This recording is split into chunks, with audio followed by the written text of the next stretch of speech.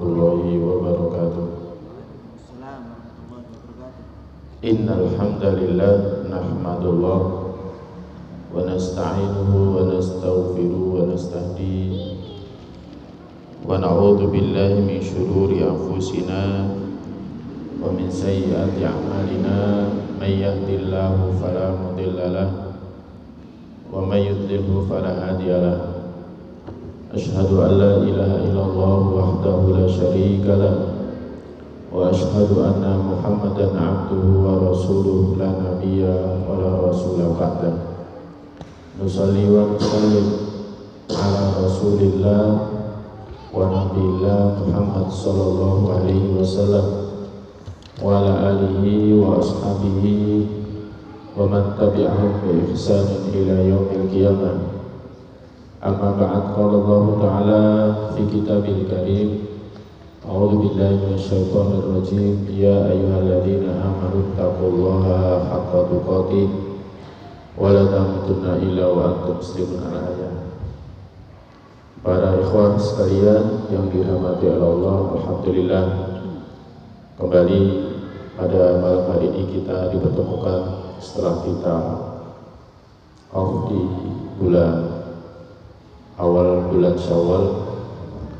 Alhamdulillah Allah mempertemukan kita untuk sama-sama mengkaji agama, mengkaji ilmu yang semoga bisa mengantarkan kita kepada keselamatan dunia kita, apalagi akhirat kita. Ini nikmat yang adalah kita banyak bersyukur atasnya dan kita berharap diberikan istiqomah. Salafus saleh itu merasakan kebahagiaan ketika mereka hadir di majelis ilmu di antaranya, selain daripada ketika mereka berada di masjid bersimpuh di hadapan Sang Pencipta. Maka ini nikmat yang dalam kita terus berusaha menetapinya, dan kita berharap akan Allah berikan kepada kita taufik sampai akhir hayat kita. Tak lupa salawat serta salam adalah senantiasa kita sampaikan kepada junjungan kita Nabi Muhammad sallallahu alaihi wasallam yang ngajar kita banyak hal, di antaranya seperti tema kita pada malam hari ini, yakni tentang keluarga yang bahagia. Nabi bukan hanya mengajarkan bagaimana kita mentauhidkan Allah Ta'ala dan tidak menyekutukan Rabb kita, tetapi bagaimana kita hidup di dunia, di antaranya bersama keluarga kita, karena itu juga bagian dari ibadah. Insyaallah Ta'ala kalau kita mengikuti dan menaatinya, semoga kita juga mendapatkan kebahagiaan sebagaimana Nabi kita SAW mendapatkan kebahagiaan. Coba kita lihat bagaimana Nabi kita SAW. Bukan keluarga Nabi, bukan keluarga yang kaya, bukan keluarga yang bergelimang dengan materi. Kalau para jamaah ketika haji kemudian berkesempatan atau umroh berkesempatan melihat ke kuburnya, di mana kuburnya Nabi Sallallahu Alaihi Wasallam itu adalah hujrahnya beliau dengan Aisyah, tempat tinggal beliau dengan Aisyah. Ya seukuran itu. Kalau dibandingkan dengan rumah kita, insya Allah sekecil apapun rumah kita masih lebih besar dari rumahnya Nabi. Makanya para ulama tarikh menyebutnya sebagai hujratun Nabi, bukan sebagai baitun Nabi. Rumah bukan disebut sebagai rumah Nabi, tetapi sebagai kamar Nabi, karena ukurannya ya seperti itu. Ya 4x4, jadi 4x4 dibandingkan dengan rumah kita yang minimalis ya ukurannya 6x6, masih lebih luas daripada kuburnya Nabi atau hujratun Nabi. Tapi apakah Nabi kita SAW tidak merasakan bahagia? Merasakan bahagia ya, karena bahagia itu adalah karunia Allah, dan ketika kita berjalan di atas jalan Allah Ta'ala dan Rasulnya Sallallahu Alaihi Wasallam, semoga kelak kita ketemu dengan beliau dan keluarganya di surga Allah Ta'ala. Khotbah iman jamaah sekalian yang dirahmati Allah, Al-Busrah As-Sa'idah, Keluarga bahagia itu keluarga yang antar unsur di dalamnya, antar bapak, ibu, ya, abi, umi, demikian juga dengan anak-anaknya, itu ada ta'awun, saling tolong-menolong, saling mencintai, saling memahami. Jadi keluarga bahagia itu kalau suami paham istrinya, kalau istri paham suaminya. Oh, suami saya itu sukanya ini, suami saya sukanya itu, suami saya nggak suka ini, suami saya nggak suka itu. Keluarga bahagia itu kalau suami juga paham istrinya, ya, paham istrinya. Oh, istri saya nggak suka ini, istri saya nggak suka itu. Demikian juga paham terhadap anak-anaknya. Keluarga bahagia itu kalau ada cinta kasih di dalamnya, ya, ada cinta kasih di dalamnya. Ya, ketika suami mencintai istrinya, tidak mencintai istri orang lain, ya, seperti sekarang kan ada orang itu nggak cinta sama istrinya, tapi malah cintanya sama istri orang lain. Ya, demikian juga seorang istri cinta kepada suaminya. Ya, di antara indikator cintanya ya sering menyebut-nyebut suaminya, ya kan, sering merindukan suaminya, tidak merindukan yang lainnya. Demikian juga saling memahami. Nah, ini perumpamannya seperti al-jasad al-wahid. Al-jasad al-wahid. Karena seorang mukmin itu ibarat satu tubuh. Seorang mukmin itu ibarat satu tubuh. Maka keluarga yang bahagia ini adalah nawatul mujtama. Ini adalah bibit masyarakat yang baik. Kalau ingin masyarakat yang baik itu harus dimulai dari keluarga dulu. Jadi harus dimulai dari keluarga dulu. Kalau ingin masyarakatnya baik harus dimulai dari keluarga dulu. Kalau kita ingin misalkan masyarakat di sekitar kita baik, mulai dari keluarga kita dulu. Ajak, sebelum kita ngajak orang lain untuk sholat berjamaah, ajak keluarga kita dulu. Sebelum kita ngajak orang lain untuk ngaji, ajak keluarga kita dulu. Ya, atau silakan ngajak yang lain, tapi keluarga kita yang lebih utama. Jangan sampai kita ngajak yang lain tapi keluarga kita tidak kita utamakan. Nah, di mana keluarga kita ini kita tanamkan kepada mereka akhlak-akhlak yang mulia, ya, khususnya pada anak-anak kita, ya, khususnya pada anak-anak kita. Demikian juga tentu kepada pasangan kita. Nah, keluarga yang rumah tangga yang baik itu ma'umira bi husnil ashrah. Jadi keluarga yang baik itu kalau dipenuhi dengan pergaulan yang baik. Ya, kalau ngomong antar keluarga, suami ngomong dengan istrinya enak, istri ngomong kepada suaminya enak, anak-anak ngomong kepada orang tuanya enak, orang tua ngomong kepada anaknya enak. Ini adalah keluarga yang baik. Ya. Jadi pergaulannya baik, ya, kasih sayangnya baik. Nah, ini adalah sebab bahagianya rumah tangga. Ini menjadi sebab bahagianya keluarga. Sebab adanya rahmah, sebab adanya kasih sayang. Jadi sebab adanya rahmah, sebab adanya kasih sayang.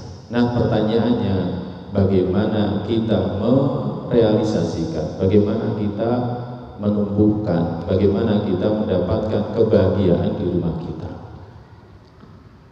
Ikhwan sekalian yang dirahmati Allah, ada beberapa hal yang mesti kita perhatikan dan kita lakukan agar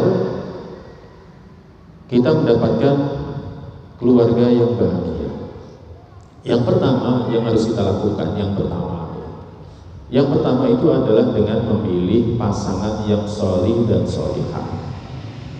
Sholih itu apa sih? Sholih itu secara bahasa artinya baik. Ya, sholih itu secara bahasa artinya baik.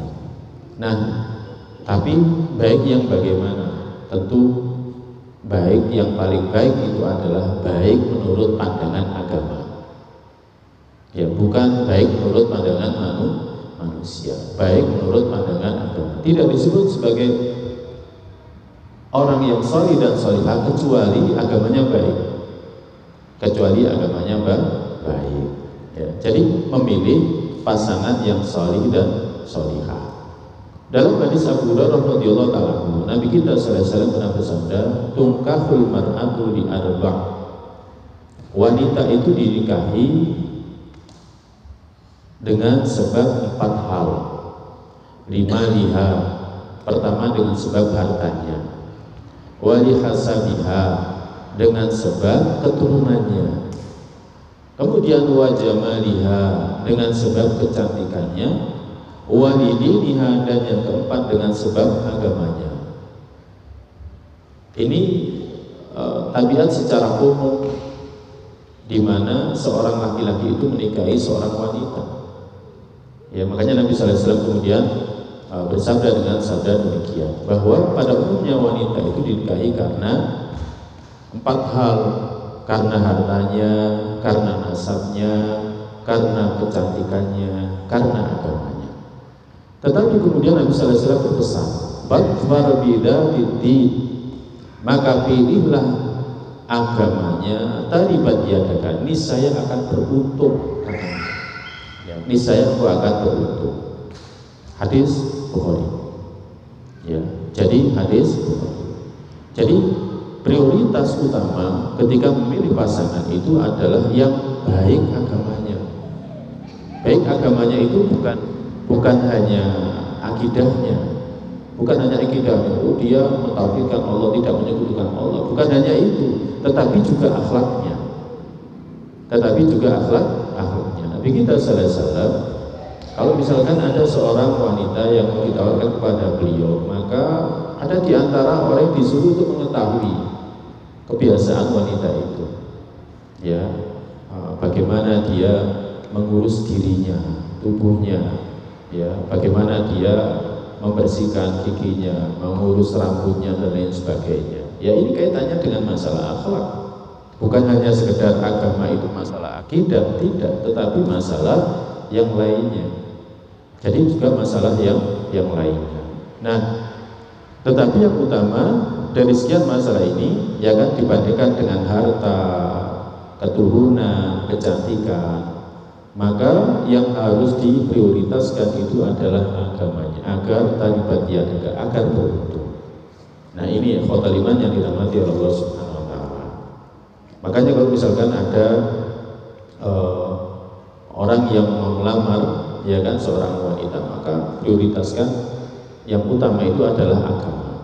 Atau boleh dibalik, agamanya bagus, kaya, ya, bagus, ya. Jadi agamanya bagus, kaya, bagus, malah bisa menopang dakwah. Jadi bisa menopang dakwah. Ada kadang gini, kadang ketika kita mau mengawali dakwah itu, ya kan, mengawali dakwah itu butuh biaya. Kalau sudah ada yang menopangnya, itu akan mudah, ya, itu akan mudah. Orang akan mudah untuk datang. Oh, enak di sana pengajian, mesti ada makannya, seperti itu. Kayak di daerah saya itu ada kajian, ya kan, dulu awal mulanya sepi, tapi sekarang alhamdulillah bisa menjadi ramai. Ya, salah satu yang dilakukan itu diantaranya adalah dengan hal-hal seperti itu. Jadi yang ngaji itu jadi banyak, ya. Walaupun awalnya niatnya ngajinya bukan karena Allah, tapi akhirnya berubah karena Allah. Karena apa? Karena di tiap kajian itu senantiasa ditanamkan untuk senantiasa ikhlas dan lain sebagainya. Nah, harta, ya. Demikian juga kalau misalkan wanita itu baik, kemudian nasabnya baik. Demikian juga wanita itu baik, agamanya baik, demikian juga dengan kecantikannya baik. Maka kalau ada keseluruhannya itu adalah karunia. Nah, ada pun bagi laki-laki, ya kan, Nabi sallallahu alaihi wasallam pernah juga bersabda kepada satu keluarga ketika ada orang yang mau melamar salah satu putri dari keluarga itu. Maka Nabi sallallahu alaihi wasallam bersabda, "Idza khataba ahadakum idza khataba ilaikum man tardawna dinahu," jika melamar orang yang kalian ridho agama dia kepada kalian, wa khuluquhu, dan akhlaknya, fazawwiju, maka nikahkanlah dia. Illa taf'alu, jika kalian tidak melakukan, takut fitnah fil ardi wa fasadun ka'arid, jika kalian tidak melakukan, maka itu nanti akan menjadi fitnah dan akan menjadi kerusakan yang menyebar. Kalau ada orang yang kalian ridho agamanya dan akhlaknya, Sebagian ahli ilmu menyebutkan akhlaknya ini apa? Ada sebagian ahli yang menyebutkan kalau ada orang laki-laki yang dia itu nggak pelit, nah itu ada orang laki-laki kalau dia itu nggak pelit. Kalian tahu agamanya baik, akidahnya baik, lurus di atas Ahlussunnah wal Jamaah, dia nggak pelit, maka nikahkan. Ya, maka nikahkan. Kalau tidak, maka akan menjadi fitnah di muka bumi dan akan mendatangkan kerusakan. Hadis ini. Nah, khotimah yang dirahmati Allah SWT, makanya standarnya laki-laki juga sama. Yang kita ridho agamanya, demikian juga yang akhlaknya baik. Khususnya, ya sebagian ahli mengatakan tidak pelit. Kenapa tidak pelit? Karena kehidupan rumah tangga itu perhubungan antara dua orang, satu yang memberikan nafkah, satu yang mendapatkan nafkah. Yang memberikan nafkah itu siapa? Ya laki-laki.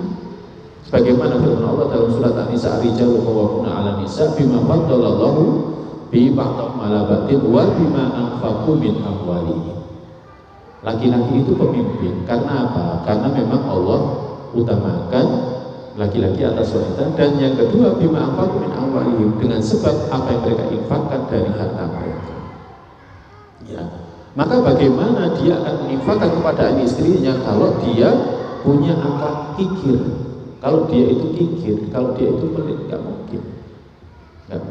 Maka kalau melihat ada orang ya yang datang kepada kita, ya kemudian melamar putri kita, kita ridho dengan agamanya, kemudian akhlaknya, khususnya bagaimana masalah dia itu infak, ya kan, suka memberi, tidak kikir, maka nikahkan sudah. Ya. Nah, berarti hadis ini merupakan standar solid seorang laki-laki. Solidnya itu apa? Yang kita ridho agamanya dan baik akhlaknya. Kalau wanita itu ya tadi agamanya, ya kan, dalam hadis yang diriwayatkan oleh Abu Hurairah radhiyallahu taala. Nah, para jamaah yang dirahmati Allah, bagaimana kalau sudah nikah? Kita kan di sini semuanya sudah nikah, belum ada yang belum nikah, semuanya kan nikah. Kecuali kalau mau nikah yang kedua, ya kan? Tapi kan nggak ada, kayaknya yang di sini nggak ada yang berani. Saya sama istri saya juga bilang gitu. Nanti kalau mau nikah lagi poligami, izinkan kalau saya mati dulu aja. Oh iya, maksudnya itu niru Nabi. Karena apa? Nabi kan baru menikah lebih dari satu ketika Khadijah radhiyallahu anha sudah wafat. Saya paham, oh iya. Nah, bagaimana kalau kita ini sekarang sudah menikah seperti ini? Maka jadikan pasangan kita ini sholih dan sholihah. Caranya bagaimana? Ya dengan ya didakwahi, diajak terus. Ya, paling enggak senantiasa diajak untuk senantiasa mencari ilmu. Kenapa? Orang itu kalau tidak pernah mencari ilmu, dia akan nyesel kehidupan akhirnya. Kehidupan dunianya dia akan menyesal, apalagi kehidupan akhirnya. Kalau kita ingin hidup kita ini baik, maka harus dengan senantiasa mencari ilmu. Ya, senantiasa mencari ilmu, dakwahi untuk senantiasa mencari ilmu. Kemudian yang kedua, mengamalkan ilmu. Yang ketiga, mendakwahkan ilmu. Yang keempat, sabar. Ini nasihat dalam surat Al-Asr. Jadi kalau misalkan pasangan kita ini tidak salih, maka ajak yang pertama dia meningkatkan imannya. Caranya bagaimana? Mencari ilmu, mendatangi pengajian diantaranya. Jadi mendatangi pengajian diantaranya. Kemudian kalau sudah berilmu, mengamalkan ilmu itu. Kemudian kalau sudah mengamalkan itu, diajak untuk getok tularkan kepada yang lain, ngajak-ngajak yang lain. Ya, demikian juga baru berikutnya sabar. Ya, diajak mencari ilmu dengan sabar. Tiap kali ada kajian datang. Gitu. Ya, demikian juga tiap kali ada kajian di mana datang. Baca Al-Quran juga di situ momen untuk mencari ilmu, bukan hanya sekedar baca bahasa Arabnya, ya lafaz-lafaznya, tetapi juga mentadabburi isinya. Itu yang pertama, khotimah yang dirahmati Allah Subhanahu wa taala. Jadi dengan memilih pasangan yang sholih dan sholihah. Yang kedua adalah dengan doa yang baik. Dengan doa yang baik, doa as-sholih, dengan doa yang baik. Kalau kita ingin keluarga kita bahagia, maka doa dengan doa yang baik. Dan kita wajib yakin bahwa doa kita diijabah. Kita wajib yakin bahwa doa kita diijabah, bahwa Allah akan memberikan kepada kita kebahagiaan hidup berumah tangga. Jadi mendapatkan kebahagiaan hidup berumah tangga. Karena pada zaman yang dirahmati Allah, tidak ada yang bisa memberikan kepada kita kebahagiaan itu kecuali Allah. Karena kebahagiaan itu bersumber dari Allah, datang dari Allah. Enggak mungkin kita dapat kebahagiaan itu kalau tidak diberikan karunia oleh Allah. Enggak mungkin. Ya, tidak mungkin. Makanya pentingnya kita untuk berdoa agar Allah berikan kepada kita karunia kebahagiaan, agar Allah menolong kita untuk bisa mendapatkan kebahagiaan. Nabi SAW bersabda, "Ud'ullaha wa antum muqinuna bil ijabah." Berdoalah kalian kepada Allah sedangkan kalian yakin akan diijabahi. Kalian yakin akan diijabahi. Ya. Jadi minta kepada Allah agar kalian diijabahi. Contoh doa yang paling umum, apa doa yang paling umum agar kita diberikan kebahagiaan? Apa doa yang paling umum? Kehidupan rumah tangga apa?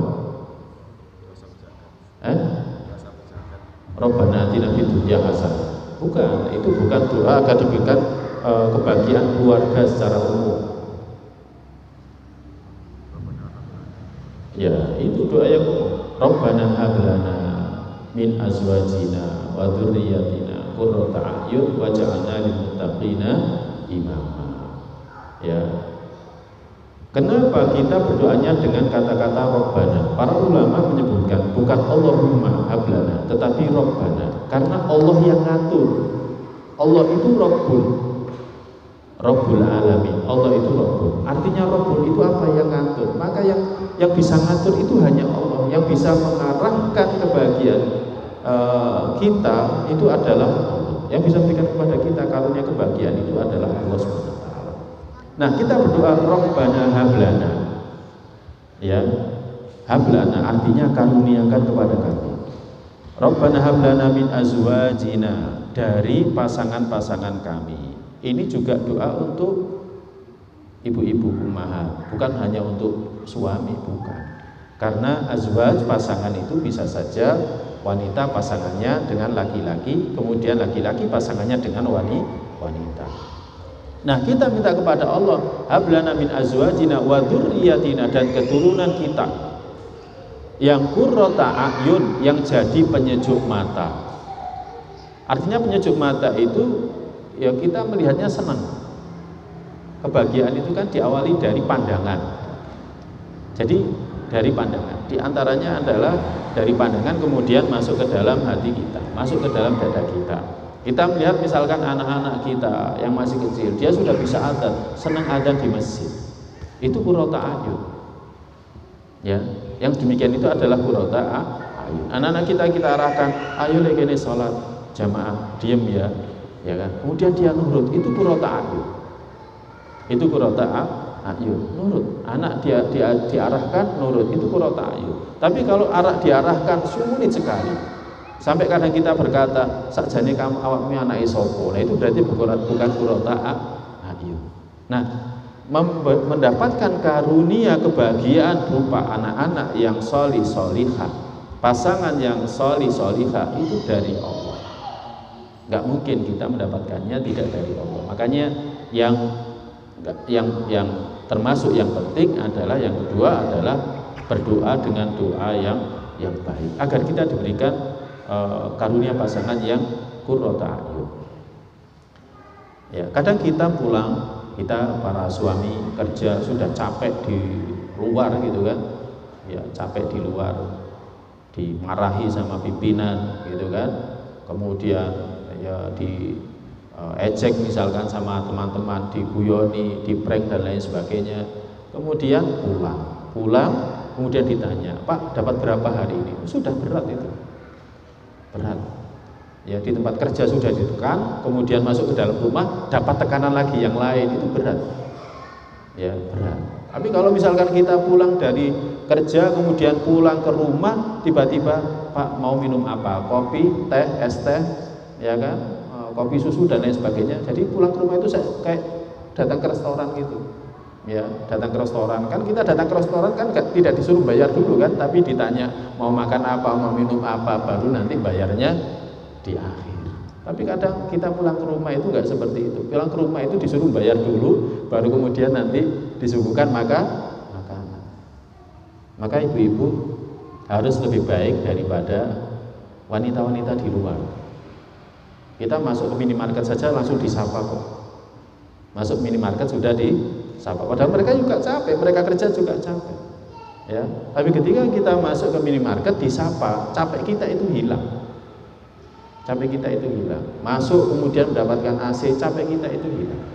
Kalau suami datang dari kerja yang berat misalkan, masuk ke rumah disambut dengan senyum, salam, sapa dan lain sebagainya. Kemudian disiapkan kipas gitu kan. Kalau perlu ini Pak, jaketnya tak ambil, kemudian diletakkan dan lain sebagainya. Subhanallah. Ya, suami itu akan kerasan di rumah. Kalau perlu nggak perlu keluar rumah. Kalau misalkan rezeki bisa datang terus itu kan, nggak usah kerja di luar, wis di rumah saja. Kan seperti itu. Nah ini, jadi diawali dari doa. Diawali dari doa. Rabbana hablana min azwajina wa dzurriyyatina qurrata a'yun waj'alna lil muttaqina imama. Nah, itu diantara doanya. Ya. Dan silakan mau doa yang lainnya, ya kan? Silakan mau doa yang lainnya, doa yang matur yang ada contohnya dalam kitabullah dan sunnah itu tentu lebih baik. Contoh misalkan doa agar keturunan kita diberikan kebaikan, seperti doa ketika usia kita menginjak usia 40 tahun. Apa doanya? Apa doanya? Itu di situ ada permohonan agar keturunan kita ini diperbaiki. Karena kalau keturunan kita dapat kebaikan, kita pun juga dapat kebahagiaan. Apa doanya?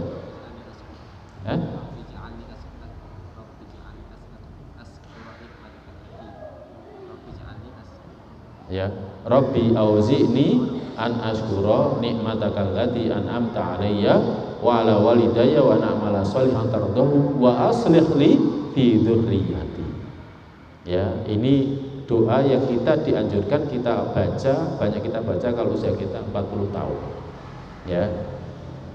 Doa yang sama itu diucapkan oleh Nabiullah Sulaiman alaihissalam di dalam surah An-Naml, ya kan? Doa itu diucapkan tapi beda akhirannya. Tapi kalau yang usia 40 tahun itu akhirannya adalah wa aslih li fi dzurriyyati, perbaikilah untukku keturunanku. Nah, maksud daripada perbaikilah keturunanku itu adalah agar keturunan kita ini diberikan kebaikan, dijadikan keturunan yang saleh. Apakah sukses dunianya, ya, di tempat kerja dan lain sebagainya. Tapi yang nggak kalah penting adalah sukses di agamanya. Bagaimana agar anak-anak ini ketika kita sudah lanjut usia tidak melupakan kita. Tidak seperti orang-orang yang materialis, ketika mereka sudah sibuk kerja, akhirnya orang tuanya karena mereka sibuk kerja, mereka nggak bisa merawat orang tuanya, akhirnya orang tuanya dititipkan di panti jompo misalkan. Nah, seperti itu. Makanya penting doa seperti itu penting. Ini para jamaah yang dirahmati Allah.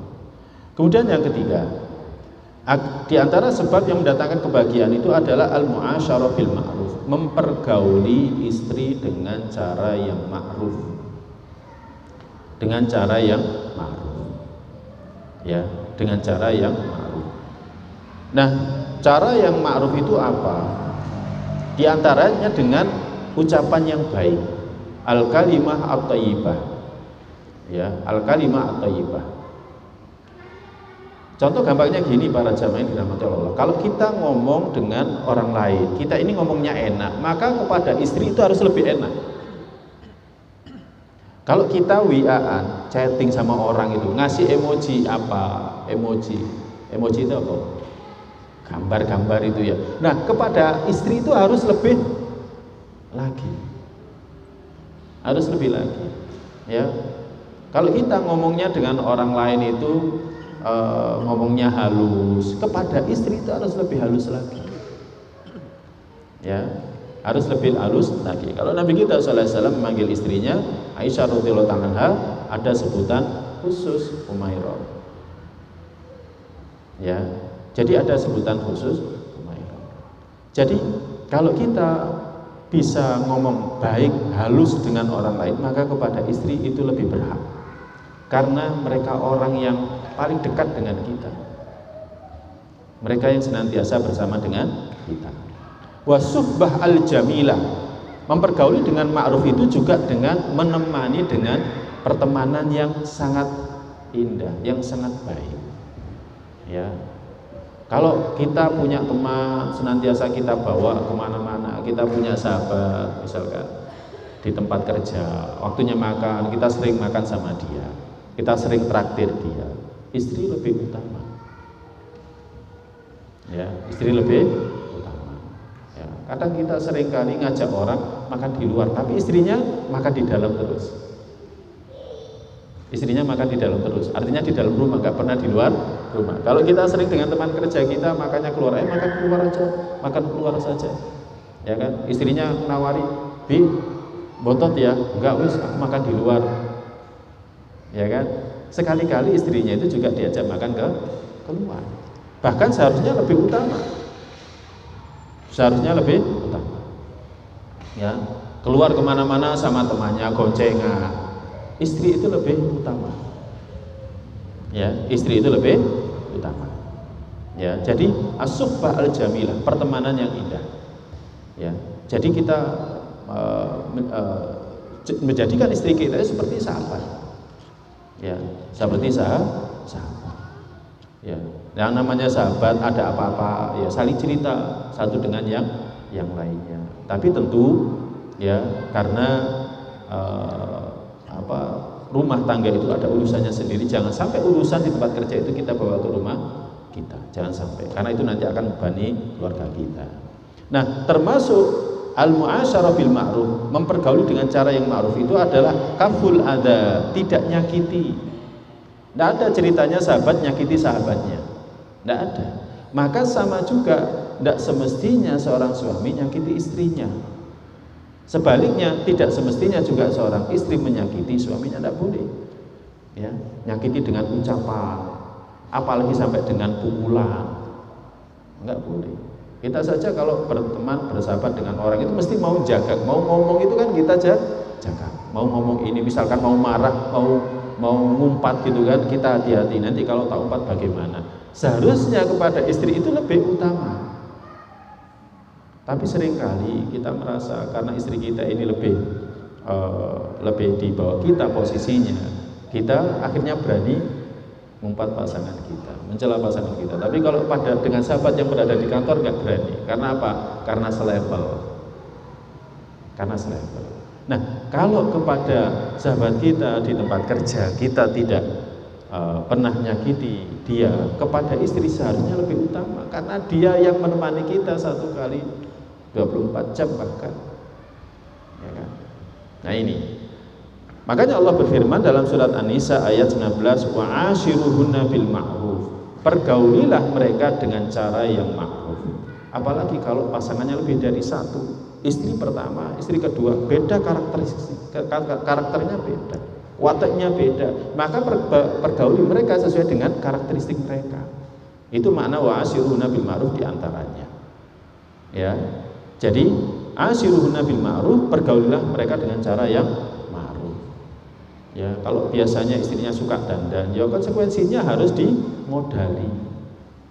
Ya, tapi bukan berarti dimodali mentang-mentang ustadznya barusan mengatakan ustadz barusan mengatakan modali, kalau sampai pengen saya cantik agar sampai lihat saya terus maka modali. Kemudian minta modal yang besar di luar daripada gajinya suaminya, itu namanya bunuh diri namanya. Ya, dimodali kosmetik, mari ngono nggak ada uang untuk makan 1 bulan, ya nggak seperti itu, ya nggak seperti itu, ya. Demikian juga seorang istri nggak boleh dituntut melampaui, ya kan, melampaui kemampuan kita. Misalkan pengen istrinya cantik seperti artis, tapi modalnya cuma sekian ratus ribu, ya nggak mungkin. Ini biar kulitmu mulus, ini tak beliau mandi air susu misalnya, beli air susu yang banyak kemudian mandi air susu. Nah, beli air susunya saja nggak cukup, ya. Nanti insya Allah di surga akan mandi air susu gratis, ya, karena salah satu sungai surga itu apa? sungai susu. Sungai surga itu ada 4, ya kan? Sungai Khamar, sungai madu, sungai susu, satunya lagi sungai air, ya air tawar. Ini ikhwatal iman yang dirahmati Allah. Demikian juga Allah berfirman dalam surat Al-Baqarah ayat 228. Allah berfirman dalam surat Al-Baqarah 228, walahunna mithlul ladzi 'alaihinna bil ma'ruf. Allah berfirman, walahunna, dan bagi mereka istri-istri, mithlul ladzi 'alaihinna bil ma'ruf, semisal dengan kewajiban mereka. Sebagaimana mereka wajib menunaikan hak suami, mereka juga punya hak. Maksudnya seperti itu. Jadi firman Allah surat Al-Baqarah ayat 228, walahunna mithlul ladzi 'alaihinna bil ma'ruf, dan bagi istri seperti kewajiban mereka. Jadi bagi istri hak seperti kewajiban mereka secara ma'ruf. Sebagaimana mereka punya kewajiban, maka kita juga punya kewajiban untuk menunaikan hak mereka. Maka ya pakaian, ya kalau misalkan kita pakaiannya sering sarembita, pakaiannya sering sama, makannya juga harus sering sama. Makanya kalau ada seorang suami lebih senang makan di luar, ya kan, kemudian nggak pernah bawa oleh-oleh untuk istrinya, nah berarti dia sebenarnya belum menerapkan walahunna mithlul ladzi 'alaihinna bil ma'ruf. Kecuali kalau dia makan di luar, kemudian dia belikan apa yang dia makan, oh ini untuk istri saya, untuk anak-anak saya, berarti dia telah menunaikan hak daripada istri, hak daripada juga anak-anak. Nah ini para jamaah yang dirahmati Allah SWT. Jadi al-mu'asyarah bil ma'ruf. Ya, demikian juga selain daripada tidak menyakiti, yakni husnul muamalah, yakni mempergauli dengan cara yang baik. Ya, sama seperti tadi. Ya, mempergauli dengan cara yang baik, berbicara dengan cara yang baik, ya, bergaul dengan cara yang baik, ya. Ini yang ketiga. Kemudian yang keempat, saling menghormati, saling memuliakan. Ya, jangan sampai seorang suami itu merendahkan istrinya di hadapan anak-anaknya. Jangan sampai seorang suami merendahkan istrinya di hadapan anak-anaknya. Demikian juga seorang istri dalam memuliakan suaminya, jangan sampai merendahkan suaminya di hadapan anak-anaknya. Istri harus menjadi contoh yang baik, menjadi ibu yang baik untuk anak-anaknya, bahwa suami itu punya hak yang besar, bahwa suami itu punya hak yang besar. Seringkali anak-anak itu tidak tahu bahwa abinya itu punya peran yang sangat besar untuk perkembangan dia sebagai seorang anak. Contoh, kadang kalau orang Indonesia kan biasanya gajinya diberikan kepada istri seluruhnya. Akhirnya yang manage istri, seolah-olah yang punya uang itu adalah istri. Padahal sebenarnya tidak. Tapi itu adalah uangnya suami. Maka istri yang baik itu harus memuliakan suaminya dengan mengatakan, ini abimu, uang abimu kerja mulai dari pagi sampai sore, ya kan, resikonya besar, doakan. Ya, misalkan ketika mau berangkat kerja, ya istrinya ngantarkan sama anak yang masih kecil, ayo doakan abi. Itu namanya memuliakan pasangan. Demikian juga seorang suami terhadap istrinya, hendaklah dia juga memuliakan istrinya di hadapan anak-anaknya. Ya, semisal ketika berangkat, bukan hanya sekedar cium tangan, tapi juga istrinya dicium. Ya kan? Jadi bukan hanya sekedar tangannya dicium oleh istrinya, tapi juga istrinya juga dicium. Pada prinsipnya adalah, ya, sesama pasangan itu harus saling memuliakan. Suami memuliakan istrinya di hadapan anak-anaknya, istrinya memuliakan suaminya di hadapan anak-anaknya. Ya, itu teladan yang real, yang nyata, yang itu nanti akan berbekas di benak anak-anak kita. Ya, di benak anak-anak kita. Bagaimana seorang istri memuliakan suaminya, bagaimana seorang suami memuliakan istrinya. Nah, ketika orang tua bisa menjadi teladan bagi anak-anaknya, nanti anak-anaknya itu akan meniru apa yang dulu pernah dia dapatkan dari orang tua. Nah, ini sebab yang keempat, seseorang satu keluarga itu akan mendapatkan kebahagiaan. Allah berfirman dalam surat Ar-Rum ayat 21. Insya Allah banyak diantara kita yang sudah hafal. Wa min ayatihi an khalaqalakum min anfusikum azwajan litaskunu ilaiha wa ja'ala bainakum mawaddatan wa rahmah inna fi dzalika laayatin liqaumin yatafakkarun. Dan di antara tanda-tanda keberadaan Allah, Allah menciptakan bagi kalian dari diri kalian pasangan agar kalian tenang. Ya, dengan adanya pasangan ini berarti kita tenang. Nah, kalau misalkan dengan adanya pasangan kita ini kita tidak tenang, kita tidak bahagia, berarti ada yang salah dengan kita. Maka kita harus memperbaiki diri kita. Bisa saja kita sebagai suami tidak menghormati istri kita. Oh, istri saya sudah masak, istri saya sudah belanja, ternyata nggak dimakan. Ya, ini insya Allah seringlah mendengarkan, enak-enak masak kalau sing mangan, tapi nanti dia masak lagi, nanti nggak dimakan, nggak habis, ngomel lagi gitu. Ya, memang seharusnya kita memuliakan istri dengan cara diantaranya masakannya kita makan, dan makanan itu tidak kita hinakan, tapi kita muliakan. Oh, masakannya enak, enak gitu. Meskipun sebenarnya tidak enak. Ya, karena istri itu senang kalau dipuji. Istri itu senang kalau dipuji. Ya. Nah, ini. Jadi agar kita merasa tenang ketika bersama dengan istri kita. Wa ja'ala bainakum mawaddah wa rahmah, dan Allah menjadikan antara kalian kecintaan dan kasih sayang. Mawaddah wa rahmah, ya, makna hakikinya adalah saling memuliakan, saling menghormati. Jadi saling memuliakan, saling menghormati. Jadi saling memuliakan, saling menghormati.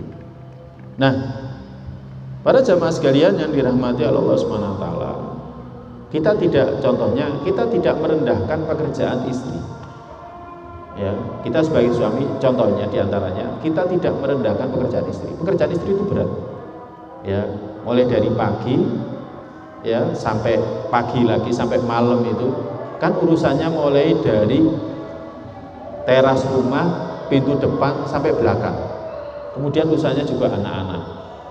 Ya, urusannya juga anak-anak. Nah, kalau kita paham ini, ya, maka kita akan memuliakan. Oh, pekerjaannya berat.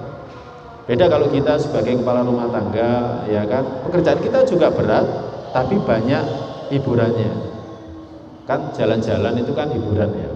Nanti stres mampir warung, gitu kan, makan. Ya, karena saya pernah wawancara beberapa orang di kereta api itu terkait dengan kuliah saya dulu, lama sekali. Kalau stres ngapain? Rata-rata kalau stres makan.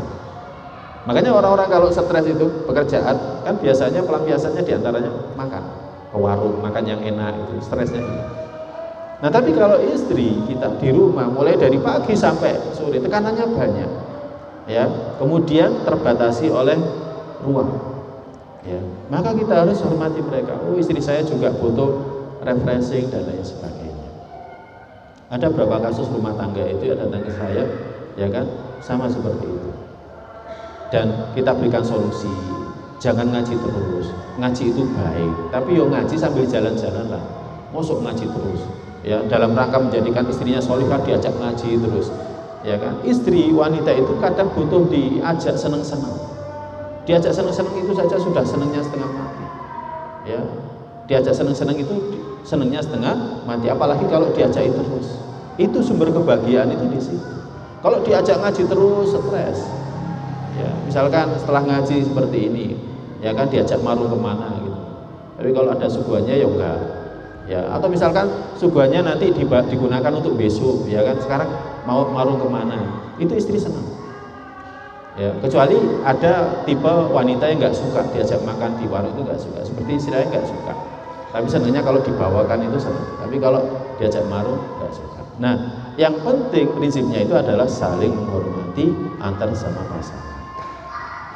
Yang kelima, al-ihtimam bil alaqah al-hamimiyah, memperhatikan hubungan, ya kan, persahabatan antara sepasang suami istri. Suami istri itu ibarat sahabat. Suami istri itu ibarat sahabat. Namanya sahabat itu ya kadang kemana-mana bareng, guyon, gitu kan. Jadi namanya sahabat itu kemana-mana bareng, kemudian gurau bersama, main-main bersama. Sahabat itu kan seperti itu. Ya, sahabat itu seperti itu. Ya, apalagi kaitannya dengan hubungan batin. Ya, makanya sebenarnya hubungan suami istri itu sebenarnya hubungan yang lebih intim daripada hanya sekedar hubungan persahabatan. Sebenarnya lebih intim. Tapi hal ini harus kita perhatikan.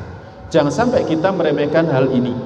Karena apa? Kadang hal seperti inilah yang mengotori hubungan suami istri. Jadi kadang hal seperti inilah yang mengotori hubungan suami istri. Ya. Nabi SAW pernah bersabda dalam hadis yang diriwayatkan oleh Jabir bin Abdullah. Ya, ketika ketika Jabir bin Abdullah ketika itu menikah. Ya, kemudian dia datang kepada Nabi SAW. Maka Nabi bersabda, "Atazawwajta ya Jabir?" Kamu sudah nikah wahai Jabir? Sudah. Bikron au tayyiban, dengan janda atau dengan perawan? Enggak, aku menikah dengan janda. Kenapa enggak menikah dengan perawan yang engkau bisa bermain dengan dia dan dia bermain dengan engkau? Jadi yang harus digarisbawahi di sini itu adalah ya tulaibuha wa tulaibuka. Engkau bermain dengan dia dan dia bermain dengan engkau. Jadi sebenarnya pasangan suami istri itu ya sahabat yang bukan hanya untuk urusan orang dewasa, yang enggak kalah penting itu sebenarnya urusannya itu lebih intens, lebih dekat lagi. Ya kayak anak kecil, nggak apa-apa. Memang kita anak kecil itu kan bahagia kalau dia main dengan sesamanya. Nah kita pun juga seperti itu, harus kita tumbuhkan kebahagiaan itu dengan cara kita bermain dengan istri. Masa si Ustadz bermain dengan istri? Iya, Nabi juga main dengan istrinya. Sampai di kamar mandi kan main dengan istrinya. Kita sudah pernah menerapkan atau belum? Main sama istri di kamar mandi? Saya yakin belum. Ya, saya yakin belum. Main di kamar tidur, gitu. Iya kan? Jadi seperti itu. Hal seperti ini harus diperhatikan. Jadi hubungan, ya kan, persahabatan antar pasangan suami istri. Jadi main-main. Ya, kadang perlu sesekali anak itu dititipkan ke mertua atau ke orang tua. Antum jangan kira orang tua itu nggak senang dititipi anak itu. Anak antum senang. Orang tua itu senang dititipi anak kita. Tapi jangan 1 kali 24 jam dititipkan. Enggak. Maksudnya atau berapa pekan, berapa hari dititipkan. Enggak. Itu namanya durhaka itu. Jadi melepaskan tanggung jawab. Ya. Sesekali kita pengen jalan-jalan suami istri boleh. Ya kan? Boleh. Karena orang tua juga kebahagiaannya itu adalah ketika dia bersama dengan cucunya. Saya bertanya berapa orang yang sudah lanjut usia dan mereka sudah punya cucu itu, kebahagiaan dia itu adalah pada keberadaan cucunya. Ada satu ustadz senior di Jawa Timur ini, Ustadz Sunnah. Ya, dia drop sampai akhirnya dia sakit dan sekarang nggak bisa ngisi pengajian. Saya dengar dari ceritanya, peristiwa itu terjadi ketika cucunya itu diajak hijrah, pindah. Padahal ini cucu pertama.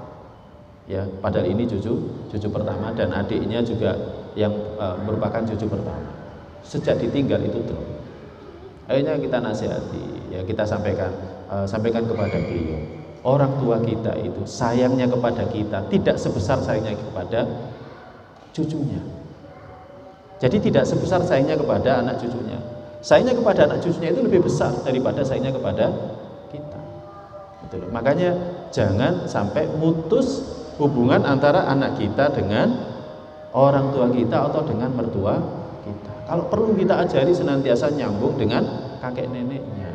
Tapi jangan diserahkan 100% gitu, kemudian ditinggal, ya kan, urusan makan diserahkan kepada mereka, ini kepada mereka. Mereka fisiknya juga sudah lemah, tidak sekuat dulu, ya kan, tidak sekuat dulu. Cukup mereka bisa bersama-sama, bisa guro, ya kan, mungkin seharian, waktunya tidur, ya sudah, biar orang tua kita tidur, kita aja. Nah, itu insya Allah mendatangkan kebaikan.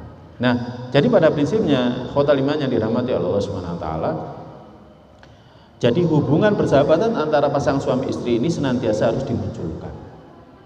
Ya, jadi harus senantiasa dimunculkan. Ya. Nah, apalagi kalau ini sebenarnya kaitannya dengan yang sebelumnya ya. Seorang istri itu tahu haknya suami. Kadang perlu suaminya butuh sama istrinya gitu kan. Ya sudah dipenuhi kebutuhannya. Apalagi dalam hadis disebutkan ya, bahwa Nabi sallallahu alaihi wasallam bersabda,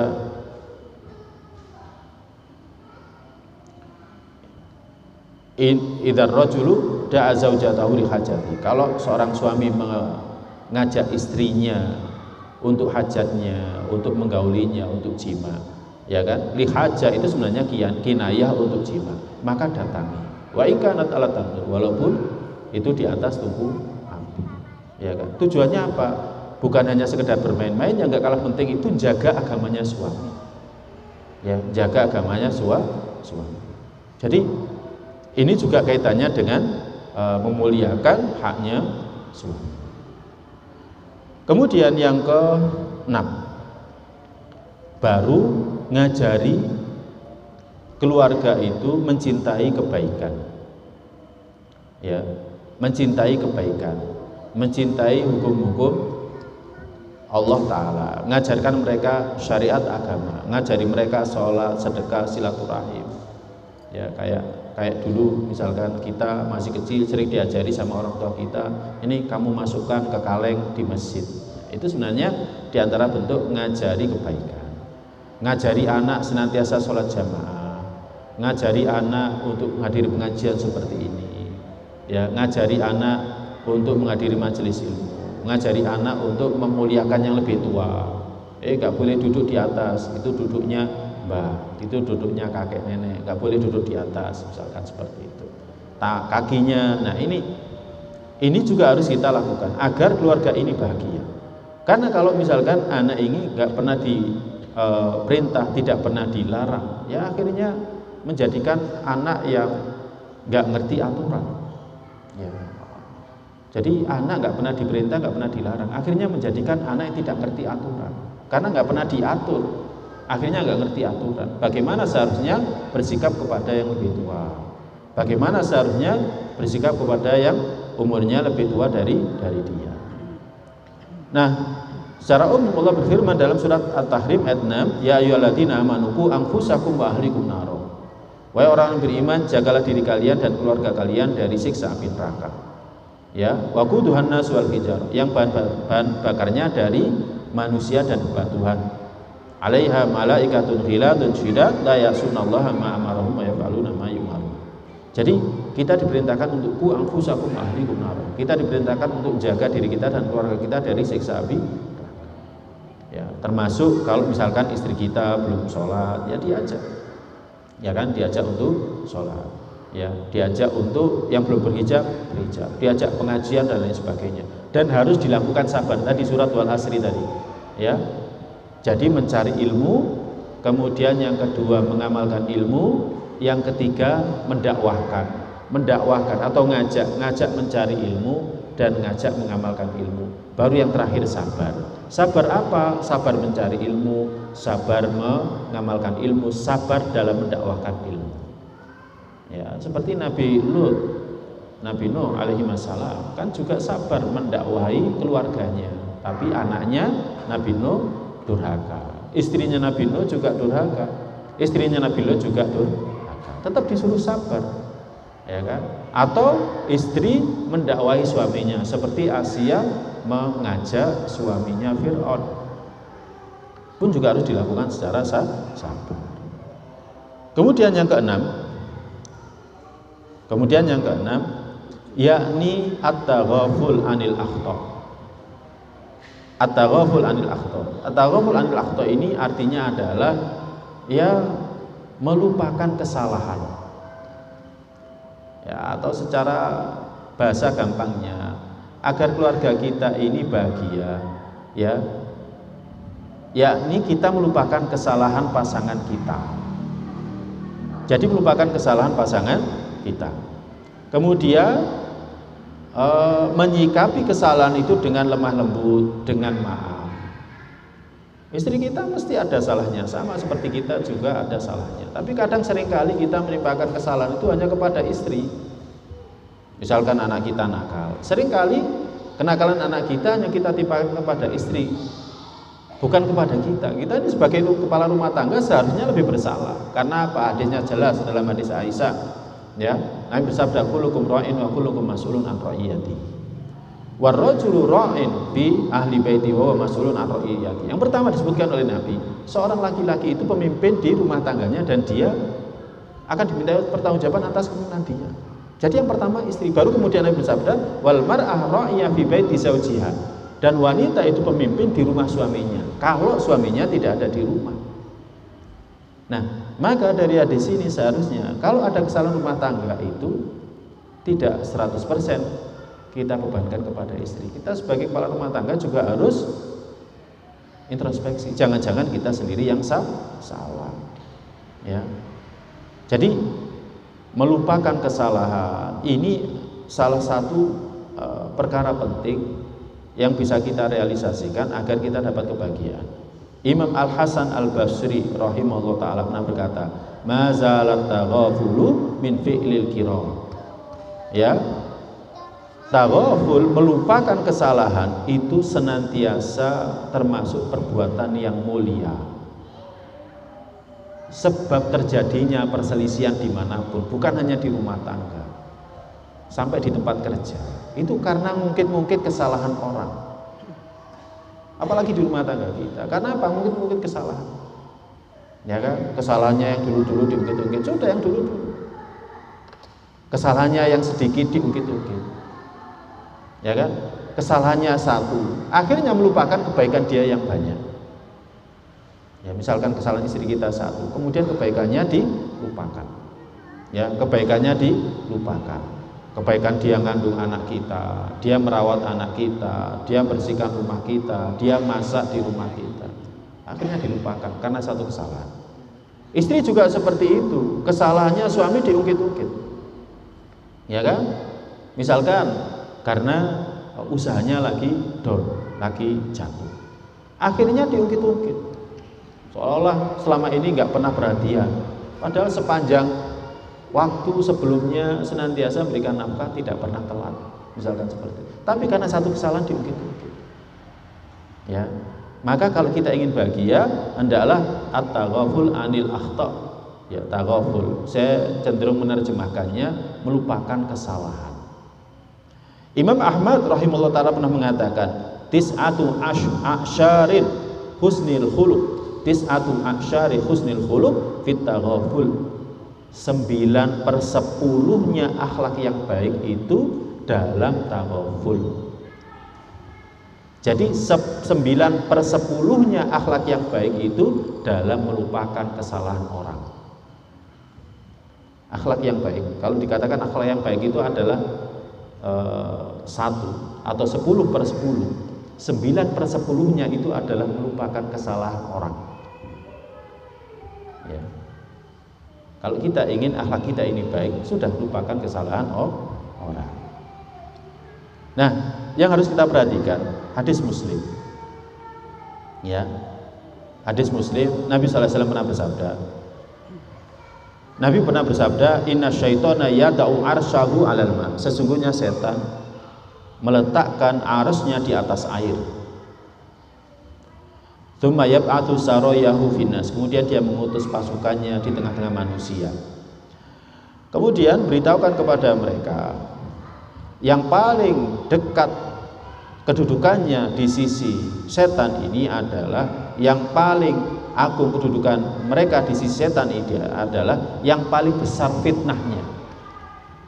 Jadi pasukan-pasukan setan ini, pasukan-pasukannya setan ini, yang paling dekat kedudukannya di sisi setan adalah yang paling besar fitnahnya. Kemudian ada seorang setan yang datang, kemudian mengatakan mazil tu bi fulan hatta taraktu wa yaqulu kada wa kada. Aku telah tinggalkan fulan dan setelah aku goda dia keadaannya adalah senantiasa mengatakan ini itu dan lain sebagainya. Mungkin kata-kata cela, dosa, keji dan lain sebagainya. Maka iblis mengatakan la wallahi ma sanata syai'an. Enggak, kamu belum melakukan apa-apa. Kemudian kemudian salah satu dari mereka datang dan mengatakan ma taraktu hatta farraqtu bainahu wa baina ahli. Satu setan, salah satu bala tentaranya iblis ini mengatakan, aku telah meninggalkan fulan sehingga dia akhirnya cerai dengan istrinya. Maka akhirnya dia pun yuqarribu wa ini, akhirnya dia didekatkan kedudukannya dengan iblis, ya kan? Dan dia dimuliakan dan iblis mengatakan, "Na'am anta, baik kamu yang benar. Kamu yang paling mulia karena kamu telah menimbulkan fitnah yang paling besar." Jadi fitnah yang paling besar itu adalah kalau sampai pasangan suami istri itu tidak bahagia, kemudian dia itu cerai. Maka ikhwatal iman yang dirahmati Allah Subhanahu wa taala, penting senantiasa mempertahankan rumah tangga, dan tidak mungkin kita lakukan kalau tidak dengan melakukan sebab yang mendatangkan kebahagiaan. Karena apa? Kita ini hidup dengan pasangan kita 1 kali 24 jam. Kita hanya berpisah ketika kita kerja saja. Karena kalau kita kerjanya dari rumah, kerja online itu ya tetap bersama dengan istri kita. Kalau kebahagiaan ini tidak kita munculkan dengan melakukan sebab-sebab ini, maka akan rusaklah rumah tangga kita. Nah, terakhir, di antara yang bisa perkara yang bisa mendatangkan kebahagiaan, ya, pertama, suami membantu istri. Juga istri membantu suaminya. Suami bantu istri pada urusan rumah tangga misalkan. Ya, pada urusan rumah tangga membantu. Seperti